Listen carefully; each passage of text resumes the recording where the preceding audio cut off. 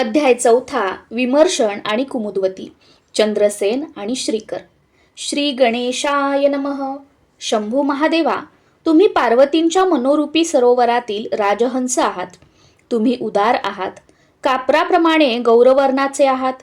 तुमचे गुण अगम्य आहेत, अपार आहेत. तरीही सर्व लोक भक्तिभावाने तुमच्या गुणांचे वर्णन करतात.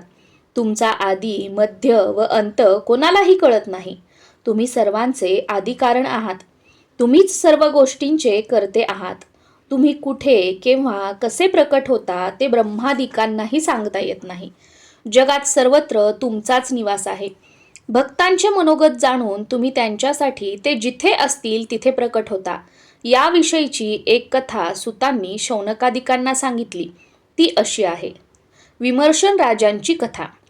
फार पूर्वी किरात देशात विमर्शन नावाचे भूपती राज्य करत होते. ते महापराक्रमी होते. त्यांनी आपल्या अनेक शत्रूंचा निपात केला होता. ते मद्यमांसाचे सेवन करत असत. त्यांना शिकारीचा छंद होता. मृगयेदरम्यान ते मोठी हिंसा करायचे. त्यांच्या अंतपुरात 4ही वर्णांच्या स्त्रिया होत्या.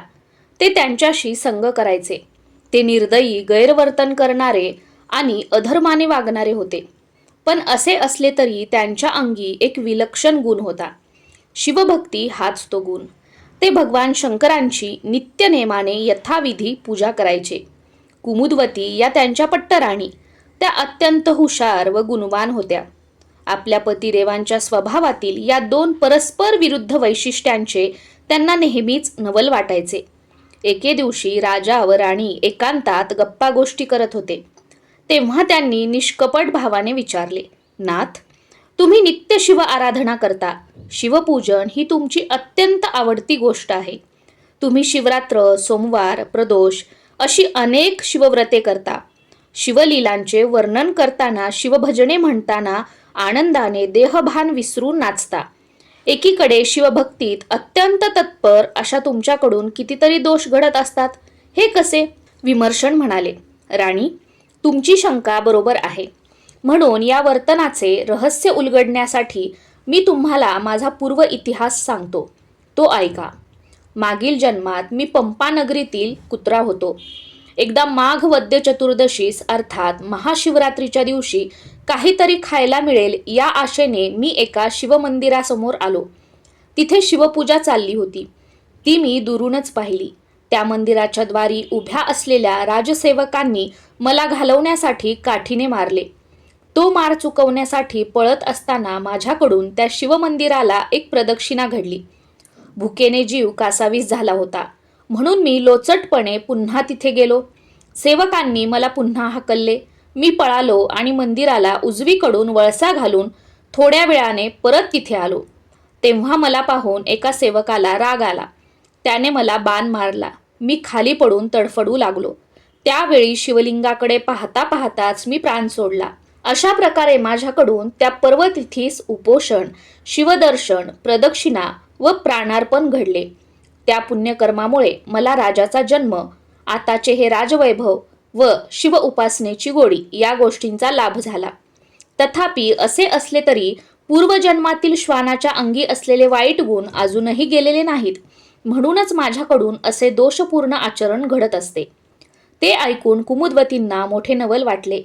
त्यांची जिज्ञासा जागृत झाली. त्या म्हणाल्या, महाराज, तुम्हाला तर पूर्वजन्मीच्या गोष्टी आठवतात. आता माझ्याबद्दलही काही सांगा. गतजन्मी मी कोण होते? मला कोणत्या पुण्याईने राजपरिवारात जन्म मिळाला? विमर्शन म्हणाले, राणी, पूर्वजन्मी तुम्ही कपोती होतात. एकदा मांसाचा तुकडा चोचीत धरून उडत असताना एक ससाना तुमच्या मागे लागला. स्वतःला वाचवण्यासाठी तुम्ही शर्थीचे प्रयत्न करून उडत होतात. त्यावेळी तुम्ही शिवालयाला 3 प्रदक्षिणा घातल्यात आणि दमून भागून मंदिराच्या शिखरावर बसलात. तुम्हाला खूपच धाप लागली होती. तोच ससाण्याने झडप घालून तुम्हाला ठार केले. तुम्ही गतप्राण होऊन शिवालयाच्या अंगणातच पडलात. या पुण्याईमुळेच तुम्हाला राजपरिवारात जन्म मिळाला. ते ऐकून कुमुदवतींना आनंद झाला. अधिक जाणून घेण्यासाठी त्यांनी कुतूहलाने विचारले, स्वामी, गेल्या जन्मी आपल्या न कळत ही जी पुण्यकर्मे घडली त्यांच्या प्रभावाने या जन्मी श्रेष्ठ नरदेह व राज ऐश्वर्य मिळाले. त्या पुण्याईचा पुढेही तसाच प्रभाव राहील का? तुम्ही त्रिकालज्ञानी आहात, म्हणून पुढे आपल्याला कोणते जन्म मिळतील त्याविषयी काही सांगा. विमर्शन म्हणाले, राणी, आता मी काय सांगतो ते लक्षपूर्वक ऐका. पुढील जन्मात मी सिंधू देशाचा राजा होईन. त्यावेळी तुम्ही जया नामक राजकन्या होऊन मला वराल. तिसऱ्या जन्मात मी सौराष्ट्राचा राजा होईन. तुम्ही कलिंग राजांची कन्या होऊन मला वरमाला घालाल. चौथ्या जन्मात मी गांधार देशाचा राजा होईन. तुम्ही मगध राजांची कन्या होऊन माझ्याशी विवाह कराल. पाचव्या जन्मात मी अवंतीचा राजा होईन. तुम्ही दाशार्ह राजांची कन्या होऊन माझ्याशी विवाह कराल. राणी थक्क होऊन ऐकत होत्या. राजा पुढे सांगू लागले, राणी, सहाव्या जन्मात मी अनर्थ देशाचा राजा व तुम्ही ययातींची गुणवान कन्या व्हाल. तेव्हाही तुम्ही माझ्याच पत्नी असाल. सातव्या जन्मात मी पांड्य राजा होईन. त्यावेळी तुम्ही पद्म देशाच्या राजांची वसुमती नामक कन्या म्हणून जन्म घ्याल. त्या जन्मातही आपण पतीपत्नीच असू. तेव्हा मी मोठा पराक्रमी व कीर्तिवान होईन. शिवकृपेने शत्रूंना दंड करीन. धर्मशील होईन. नित्य शिवभजन करीन आणि लोकांमध्ये शिवभक्तीचा मोठ्या प्रमाणात प्रचार प्रसार करीन. त्यानंतर आपले सर्व राज्य पुत्राहाती सोपवून मी तपश्चर्येसाठी घोर अरण्यात जाईन. तिथे अगस्ती ऋषींना शरण जाऊन शैवपंथाची दीक्षा घेईन. अंती सर्व प्रकारच्या दोषांपासून मुक्त होऊन तुमच्यासह शिवपदास प्राप्त होईन. ते ऐकून राणींच्या अंगावर आनंदाने रोमांच उभे राहिले. शिवभजनाचा महिमा जाणून त्याही मनपूर्वक शिव आराधना करू लागल्या. सूत शौनकादिकांना म्हणाले, भगवान शंकर अल्पसेवेने संतुष्ट होणारे, निजकृपेने जीवांचे कल्याण करणारे व मोठे उद्धारकर्ते आहेत. विमर्शनांनी राणी कुमुद्वतींना सांगितल्याप्रमाणे पुढे राजा म्हणून तितके जन्म घेतले. ते ब्रह्मवेत्ता झाले आणि शिवभक्तीने सर्वार्थाने पवित्र होऊन राणींसह कैलासाला गेले. अक्षय शिवपदाला पावले. असा आहे शिवभजनाचा महिमा. अतर्क्य आणि अचिंत्य. ब्रह्मा विष्णूही त्याचे वर्णन करू शकत नाहीत. वेदशास्त्रांनाही त्याचा थांग लागत नाही. भगवान शंकरांचे गुणकीर्तन ऐकताना ज्याचे मन भावभक्तीने सद्गतीत होत नाही, ज्याच्या डोळ्यात अश्रू येत नाहीत, त्याच्याबद्दल काय बोलावे. तो तर अधम दुरात्मा. त्याचा धिक्कार करावा तेवढा थोडाच. त्याचे जगणे व्यर्थच होय. त्याचा धर्म, त्याचे कर्म, त्याची विद्या सारे काही व्यर्थ. श्रोते हो, आता मी तुम्हाला शिवभक्तीची थोरवी सांगणारी आणखी एक कथा सांगतो, ऐका. चंद्रसेन राजांची कथा. उज्जैनी नगरात चंद्रसेन नावाचे नृपवर राज्य करत होते. ते न्याय, नीती, धर्माने वागायचे. तेथील महाकालेश्वर ज्योतिर्लिंगाची सेवाभक्ती करायचे. त्यांचे एक जिवलग मित्र होते. त्यांचे नाव मणिभद्र. चतुर्मित्र, पवित्र, सर्वज्ञ, दयाळू गुरु, भाविक आणि उदार शिष्य, सुंदर आणि पतिव्रता पत्नी, भगवत भक्ती करणारा आणि भाग्यवान पुत्र, व्युत्पन्न आणि श्रवणीय व्याख्यान देणारा वक्ता, दिव्य हिरा, परीस आणि तेजस्वी मोती, या सर्व उत्तम गोष्टी मनुष्याला पूर्वपुण्याईनेच प्राप्त होत असतात. पिता ज्ञानी असणे आणि तोच गुरु म्हणून लाभणे हा तर त्रिभुवनातील अपूर्व भाग्यभोग. चंद्रसेन राजांचे सद्भाग्यही तसेच होते. राज्य, ऐश्वर्य, पराक्रम, पतिव्रता पत्नी, शुद्धाचरण व कीर्ती या सर्व विशेष गोष्टी त्यांना लाभल्या होत्या. त्यांचे मित्र मणिभद्रही राजांनी आपले मनोगत व्यक्त करावे, त्यांना आपली गुप्त गोष्ट सांगावी, इतक्या योग्यतेचे व अत्यंत विश्वासार्ह असे होते. एके दिवशी त्यांनी चंद्रसेनांना सूर्यासारखा तेजस्वी असा एक अलौकिक मणी आणून दिला. त्याचे गुण अत्यंत वैशिष्ट्यपूर्ण होते. अष्टधातूंपैकी कोणत्याही धातूला त्याचा स्पर्श होताच त्याचे 52 कशी सोने होणे, त्याच्या दर्शनाने रोग बरे होणे, अशी त्याची अनेक वैशिष्ट्ये होती. चंद्रसेनांनी तो मणी मोठ्या श्रद्धेने आपल्या कंठात धारण केला. त्यामुळे ते देवराज इंद्रासारखे रूपवान व अत्यंत तेजस्वी दिसू लागले. तो मणी धारण केल्यापासून त्याच्या अद्भुत प्रभावाने त्यांच्या राज्यातील दुःख, दारिद्र्य, दुर्भिक्ष, अवर्षण, सर्प, वाघ, तस्कराधिकांचा उपद्रव या सर्व गोष्टी पूर्णपणे नाहीशा झाल्या. तिथे सुबत्ता व संपन्नता आली. प्रजा सुखी झाली. राजांना युद्धात जय मिळू लागला. त्यांच्या प्रत्येक योजना यशस्वी होऊ लागल्या. त्यांना कोणत्याही कार्यात अपयश आले नाही. समस्त वैरी त्यांचे मित्र झाले. त्यांना उत्तम आरोग्य लाभले व त्यांचे ऐश्वर दिवसेंदिवस वृद्धिंगत होऊ लागले. चंद्रसेन सर्वगुण संपन्न, शिवभक्ती करणारे, विवेकी, चतुर, विरक्त, शांत, निर्मळ, तपस्वी व ज्ञानी होते. असा राजा लाभणे हे प्रजेचे केवढे भाग्य असो. त्यांचे वाढते यश, कीर्ती व संपन्नता पाहून पृथ्वीवरचे अनेक राजे त्यांचा द्वेष करू लागले.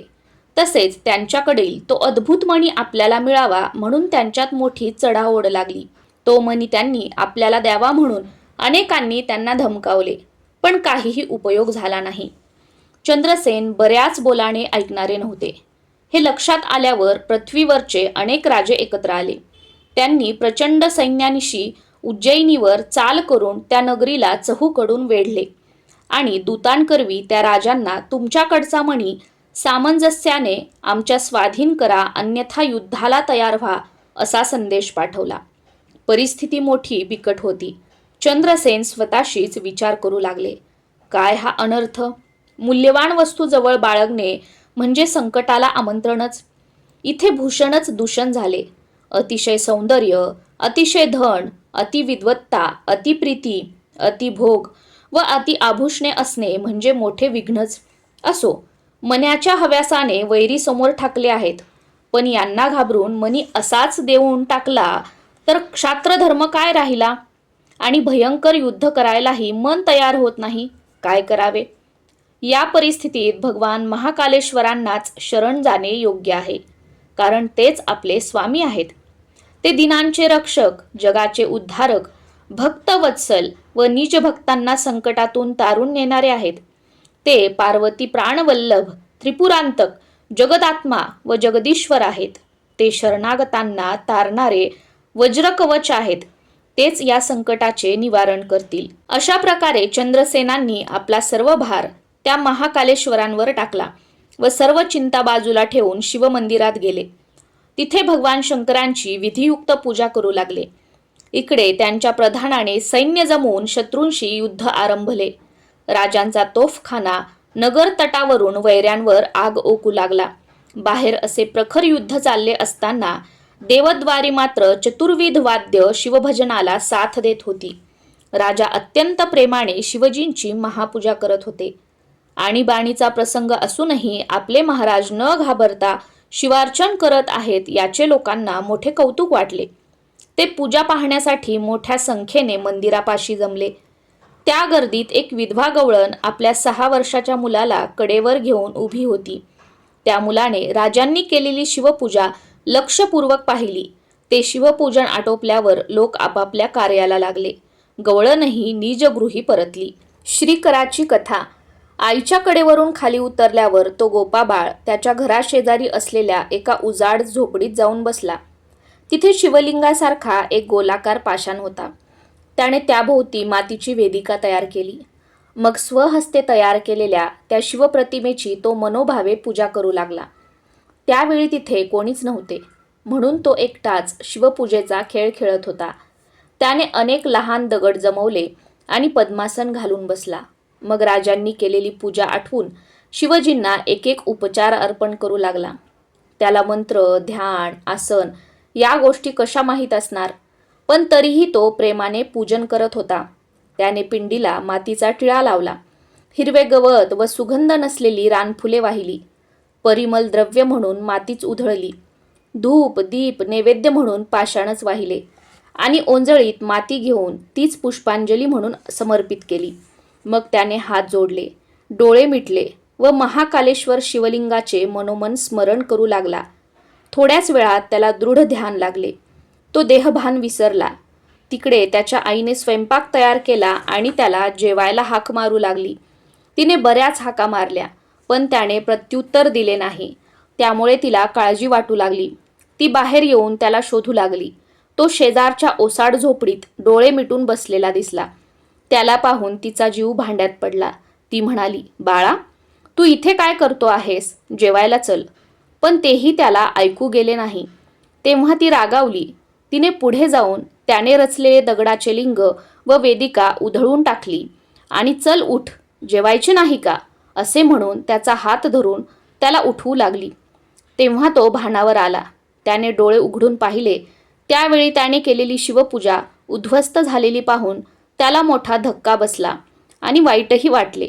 शिव शिव, हे काय झाले असे म्हणून तो छाती पिटत आक्रोश करू लागला आणि आता मी प्राणत्यागच करतो असे म्हणत दुःखाने मूर्छा येऊन पडला.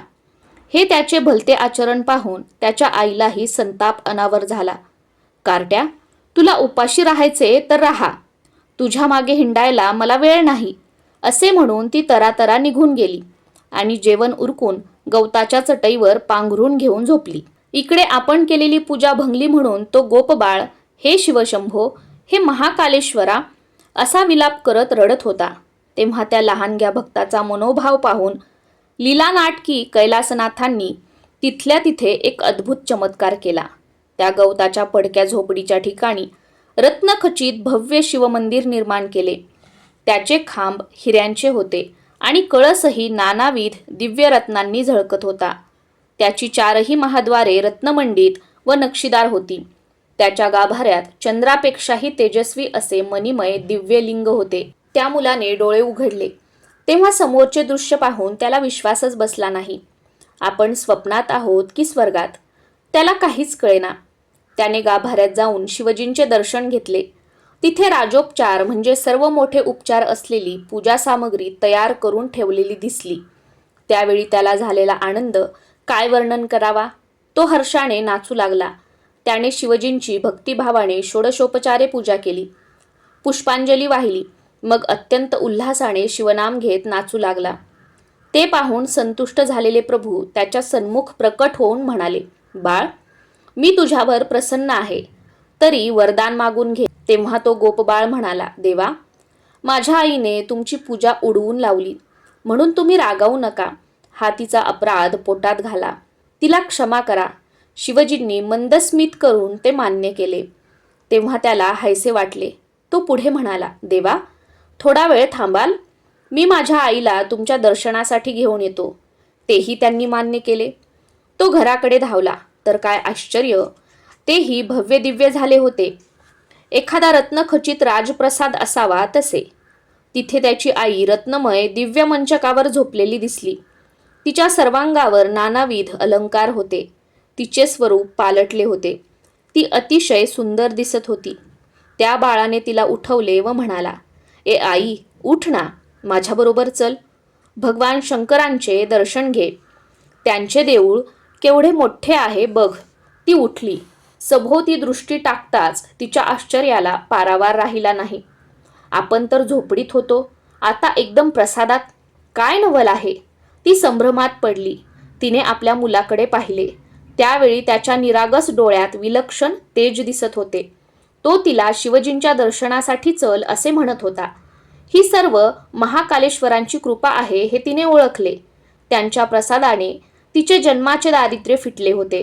ती आपल्या मुलामुळे घडले म्हणून तिने त्याला हृदयाशी धरले व त्याला घेऊन बाहेर आली. तेव्हा आपले घर राजप्रसादासारखे भव्य दिव्य झाले असून त्याच्या शेजारी रत्नखचित शिवालय आहे हे पाहून तिच्या मुखावर आश्चर्य आणि आनंद असे संमिश्र भाव उमटले. ती तात्काळ शिवालयात प्रवेशली. तिथे तिलाही शिवदर्शन झाले. अनंत काळ तपश्चर्या करणाऱ्यांनाही ज्यांचे दर्शन दुर्लभ, ते महाप्रभू कैलासनाथ एका बालकाच्या भोळ्या भावावर लुब्ध होऊन त्याच्या मातेला दर्शन देऊन अंतर्धान पावले. ती धन्य झाली. आपल्या मुलाचे किती कौतुक करावे असेच तिला झाले होते. तिने त्याचे मुख कुरवाळले व त्याच्या डोक्यावरून प्रेमाने हात फिरवू लागली. मग तिला राहावेना. तिने राजमहलात जाऊन चंद्रसेनांना सर्व वृत्तांत सांगितला. आपल्या आराध्य दैवताची म्हणजेच भगवान महाकालेश्वरांची ती अद्भुत करणी पाहण्यासाठी ते त्वरेने तिथे गेले. अचानक उद्भवलेले ते रत्नखचित शिवालय पाहून त्यांनाही मोठे आश्चर्य वाटले. गोपबाळा, धन्य आहे तुझी शिवभक्ती असे म्हणून त्यांनी त्या मुलाचे पायच धरले. ही वार्ता अवंतीमध्ये वाऱ्यासारखी पसरली. तो चमत्कार पाहण्यासाठी लोकांच्या झुंडी लोटल्या. प्रत्येक जण त्या बाळाचे कौतुक करत होता. बाहेर वेढा घालून बसलेल्या शत्रुपक्षातही ही बातमी पसरली. मग काय विचारता, त्यांनाही चैन पडेना. आपला येण्याचा उद्देश, आपला द्वेष या सर्व गोष्टी बाजूला सारून त्या सर्व राजांनी चंद्रसेनांकडे निरोप पाठवला.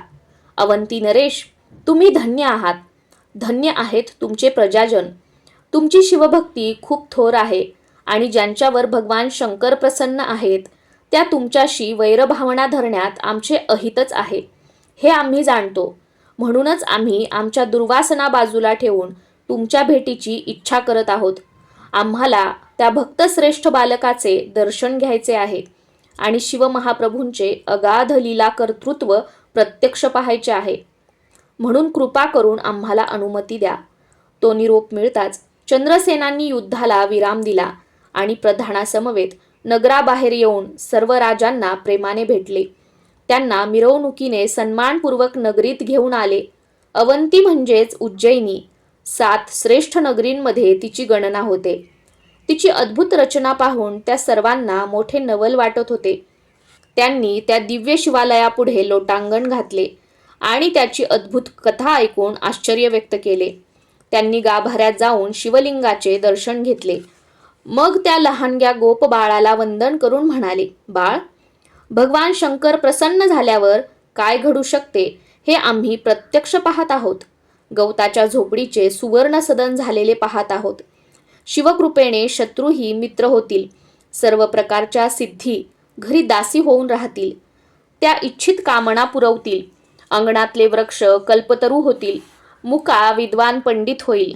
पांगळा वाऱ्याच्या वेगाने धावेल. जन्मांधास दृष्टी मिळून तो रत्नपारखी होईल. मुका उत्तम वक्ता होईल. रंकाचा राव होऊन तो सार्वभौम सत्ताधीश होईल. चिंतामणीसारखे अनमोल रत्न सहज हाती येईल. त्रिभुवनात कीर्ती होईल. सर्व राजे वंदन करतील. खणावे तिथे गुप्त खनिजे सापडतील. फारसा अभ्यास नसला तरी वेदांचा अर्थ कळेल. सर्व प्रकारची कौशल्ये प्राप्त होतील. हे गोपबाळा, ते उमारमन तुझ्यावर प्रसन्न झाले. त्यांनी तुला दर्शन दिले म्हणून तू धन्य आहेस. तुझ्यासारखे प्रजाजन लाभणे हेही सद्भाग्यच. गोब्राह्मणांचा प्रतिपाळ करणारे नृपराज चंद्रसेनही धन्य आहेत. अशा प्रकारे तिथे मोठी यात्रा लोटली असताना आणि सर्व राजे त्या गोपबाळाचे कौतुक करत असताना पवनसूत हनुमंत तिथे प्रकट झाले. अंजनी कुमार, रामचरणींचे भ्रमर असलेल्या सीतामाईंना दिलासा देणाऱ्या, लंकेचे दहन करणाऱ्या, कामदेवांवर विजय मिळवणाऱ्या, द्रोणाचलाला उपटून नेणाऱ्या, लक्ष्मणांचे प्राण वाचवणाऱ्या, अर्जुनांच्या ध्वजस्तंभावर बसून त्यांचे रक्षण करणाऱ्या, स्वपराक्रमाने 14 भुवनी महान कीर्ती प्रस्थापित करणाऱ्या आणि 11वे रुद्रावतार असलेल्या त्या कपिश्रेष्ठ मारुतींना पाहून उपस्थित लोकांना अपार धन्यता वाटली. सर्व राजे त्यांच्या चरणी लोटले. हनुमंतांनी त्या गोपबाळाला मोठ्या प्रेमाने आपल्या हृदयाशी धरले. त्याला नमः शिवाय या शिवपंचाक्षरी मंत्राचा उपदेश केला. त्यानंतर न्यास, मातृका, ध्यान कसे करावे ते शिकविले. प्रदोष व सोमवार व्रत कसे करावे याची माहिती दिली. मग त्याच्यावर कृपादृष्टी टाकून आपला वरदहस्त त्याच्या मस्तकी ठेवला. त्यांच्या प्रसादाने त्याला 14 विद्या व 64 कला प्राप्त झाल्या. हातावरील आवळ्याप्रमाणे सर्व गोष्टींचे स्पष्ट ज्ञान झाले. त्यांनी त्याचे श्रीकर असे नामकरण केले. तेव्हा सर्व राजे त्या गोपबाळाचा जय जयकार करू लागले. देवांनीही त्याच्यावर आनंदाने पुष्पवृष्टी केली. हनुमंत त्या मुलाला म्हणाले, श्रीकरा, तुला सर्व प्रकारचे सौख्य व आनंद प्राप्त होईल. तुझ्या 8व्या पिढीत गोकुळामध्ये नंदाचा जन्म होईल. ते गोपांचे अधिपती असतील. भगवान विष्णू वसुदेव देवकीचे पुत्र श्रीकृष्ण म्हणून अवतार घेतील. तेव्हा हे नंदच धर्मपिता होऊन त्यांचे संगोपन करतील. ते श्रीकृष्ण गोकुळात अनंत लीला करतील. कंस व शिशुपालादिकांचा वध करून पृथ्वीवरील दैत्यभार उतरवतील. ते पांडवांचे पालक व रक्षक होतील. त्यांच्याकडून कौरवांचा नाश घडवून आणतील. जपमाळेचे मणी जसे परतून येतात तशी श्रीहरींची अवतार स्थिती आहे. ते भक्तांसाठी पुन्हा पुन्हा अवतार घेतात. हनुमंतांनी श्रीकराला अनेक शुभाशीर्वाद दिले आणि ते अंतर्धान पावले. तेव्हा सर्व राजांनी श्रीकराच्या सद्भाग्याची प्रशंसा केली. त्याच्याबद्दल धन्योद्गार काढले. प्रत्यक्ष रामभक्त हनुमान ज्याचे सद्गुरू आहेत त्याला कसली कमतरता. असो, चंद्रसेन राजांनी सर्व भूपतींचा वस्त्रे आभूषणे देऊन थोर सन्मान केला. तेही आनंदाने स्वस्थानी परतले. मग श्रीकर व चंद्रसेन नित्यनेमाने प्रदोष व सोमवार व्रत करू लागले. ते दोघे उत्साहाने शिवरात्र साजरी करत, याचकांना दानधर्म करत आणि शिवलीलांचे श्रवण करत त्यांनी आपले आयुष्य शिवभक्तीतच व्यतीत केले. त्यांना अंती परमगती मिळाली. ते शिवपदास पोचले. फलश्रुती: या अध्यायाचे पठन करणाऱ्या भक्ताला आयुष्य, आरोग्य, धनसंपदा व उत्तम संतती प्राप्त होईल. ज्याचे मन शिवार्चनात निमग्न आहे त्याला विघ्ने भिवून असतात. अर्थात शिवभक्तांना विघ्ने त्रास देत नाहीत. शिवलीलामृत ग्रंथ हाच सूर्य. त्याच्या आशयरूपी किरणांनी सज्जनरूपी कमलिनी विकास पावतात. जीवाचे शिवाशी ऐक्य होते. दुष्ट, दुर्जन, नास्तिक रूपी घुबडे, वाघुळे लपून राहतात. शिवनिंदेसारखा घोर अपराध नाही. तो अपराध करणाऱ्यांना वैकुंठनाथ भयंकर नरकात घालतात. शिवजींनाही श्रीहरींची निंदा सहन होत नाही. त्या अभक्तांना ते कुंभीपाक नरकात टाकतात. हरिहर एकच आहेत. त्यांच्यात भेद नाही. तरीही त्यांची निंदा करतात. ते पापीच होत. त्यांना यमराज नाना प्रकारे अनंत यातना देतात. हे श्रीधरांना वर देणाऱ्या पार्वतीपते, हे ब्रह्मानंद स्वरूप यतिश्रेष्ठ कैलासनाथा, तुमची लीला तुम्हीच वदवून घ्या. स्कंद पुराणातील ब्रह्मोत्तर खंडात अमृतमय शिवलीला वर्णन केलेल्या आहेत. तो शिवलीलामृत ग्रंथ सज्जनांनी नेहमी श्रवण करावा. त्या ग्रंथाचा हा 4था अध्याय गोड आहे. अध्याय 4 समाप्त. श्री सांब सदा शिवार्पणमस्तु. शुभम भवतु.